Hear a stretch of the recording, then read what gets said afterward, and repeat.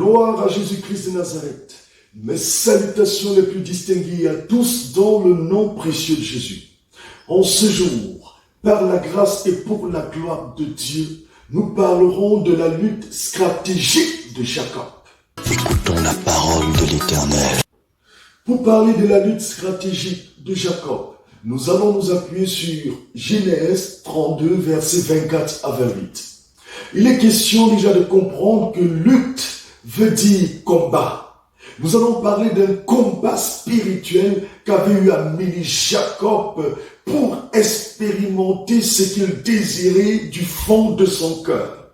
Je ne connais pas sur quoi tu es engagé en ce moment. Je ne connais pas ta préoccupation. Je ne connais pas les points d'interrogation de ta vie. Mais ce que je sais, c'est qu'au travers de cette histoire prophétique de Jacob, quelque chose se passera dans ta vie au nom puissant de Jésus-Christ. Écoutons la parole de l'Éternel. Genèse 32, verset 24. Jacob demeura seul. Alors un homme lutta avec lui jusqu'au lever de l'aurore. Jacob demeura seul parce qu'il avait eu à prendre conscience. Tu dois prendre conscience de ta situation. Tu dois prendre conscience de ta condition. Quelle est cette situation qui te perturbe jour et nuit? Quelle est cette situation qui a volé ton sommeil? Il s'agit de prendre conscience que tu as quelque chose à faire. Il s'agit de prendre conscience que tu dois sortir de la foule pour t'approcher de Dieu. Il s'agit de comprendre que tu dois prendre un programme spécifique dans la présence de Dieu pour toucher le cœur de Dieu. Écoutons la parole de l'Éternel. Sors de ton confort pour chercher Dieu. Sors de ton confort pour prendre des programmes de jeûne. Sors de ton confort pour toucher le cœur de Dieu, car c'est le degré de ta détermination qui définira ce qui se passera dans ta vie au nom de Jésus-Christ. Écoutons la parole de l'Éternel. Jacob avait saisi qu'il devait sortir du confort pour s'approcher de Dieu. Verset 25. Voyant qu'il ne pouvait le vaincre, cet homme le frappa à l'emboîture de la hanche. Et l'emboîture de la hanche de Jacob se démit pendant qu'il luttait avec lui. Jacob était déterminé à aller jusqu'au bout. Il avait certes reçu un coup. Il avait certes reçu quelque chose qui pouvait frustrer sa carrière spirituelle. Mais pour autant, Jacob n'a pas abandonné. Ce n'est pas parce que tu n'as pas encore vu cette chose que tu dois t'arrêter. Ce n'est pas parce que tu n'as pas encore reçu une réponse que tu dois t'arrêter dans ta vie de prière. Quelles que soient les difficultés qui se présentent, persévère dans la prière. Je connais une histoire dans la Bible. Écoutons la parole de l'Éternel. L'histoire des deux aveugles de Jéricho, dans Matthieu 20, verset 29 à 34. Ma Bible me dit que malgré la pression de la foule, les deux aveugles sont restés tenaces dans leur demande. Reste tenace, car c'est dans ta ténacité que Dieu fera de grandes choses.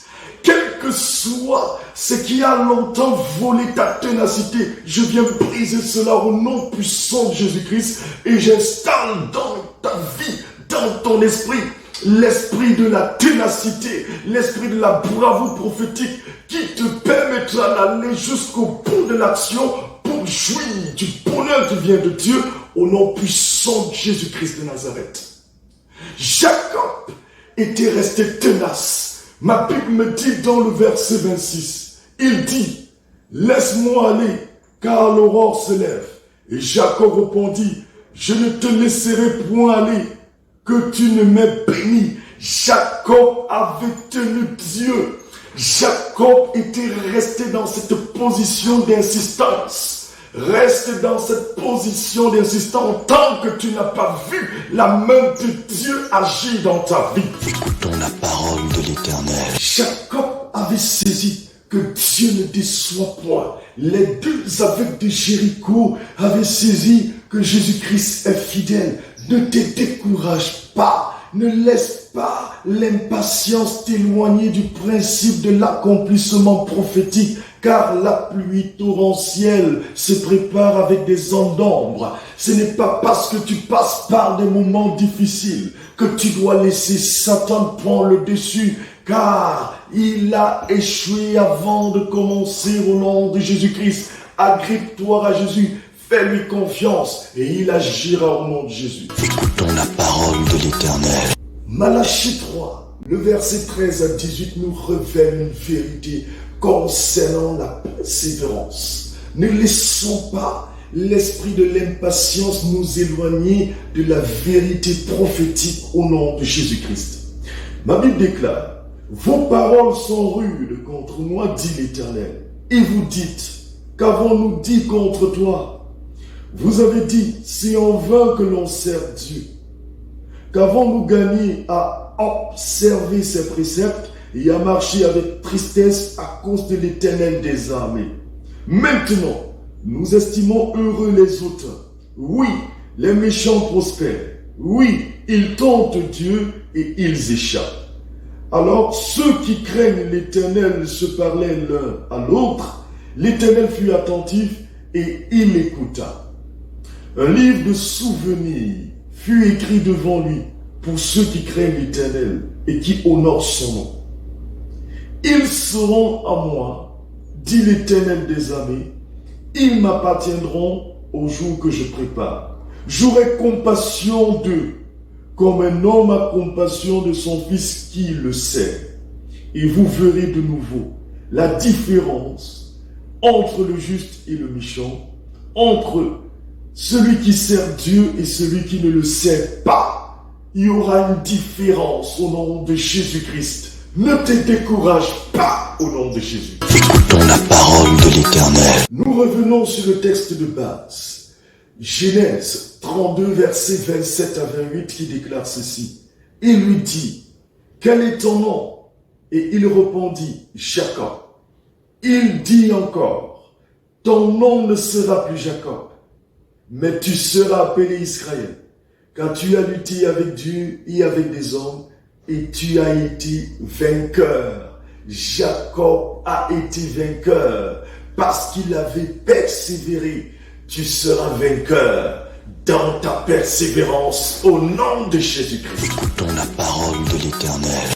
De la même manière que Jésus-Christ de Nazareth, par sa grâce et pour sa gloire, a changé le nom de Jacob en Israël, armée de l'Éternel, soldat de l'Éternel. Je te le dis au nom de Jésus-Christ, en persévérant, tu verras Dieu changer ta destinée, changer ta carrière, changer ta mentalité pour davantage installer l'amour pour lui, la crainte de Dieu, la promotion spirituelle, financière, physique, matérielle et à tous les niveaux au nom de Jésus-Christ. Laisse-toi galvaniser par la stratégie prophétique qu'avait utilisée Jacob pour toucher le cœur de Dieu et ne laisse aucune situation t'empêcher de persévérer dans la prière. Utilise cela pour aller plus loin, car le meilleur est à venir. Par la grâce et pour la gloire de Jésus-Christ. Retiens ceci,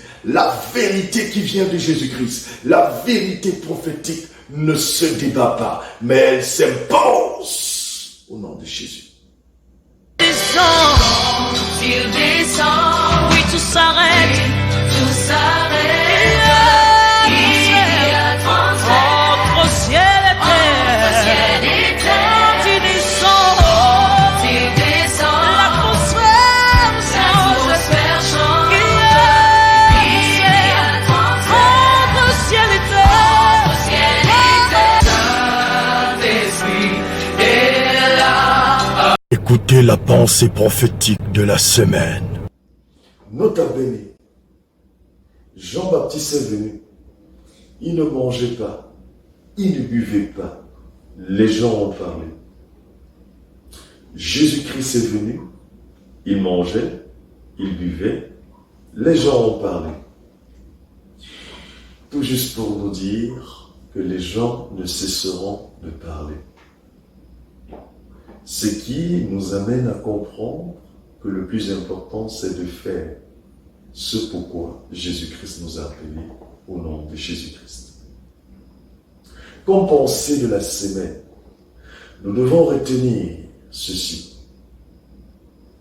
Entre le temps de la prophétie et le temps de l'accomplissement, il y a le temps de l'attente.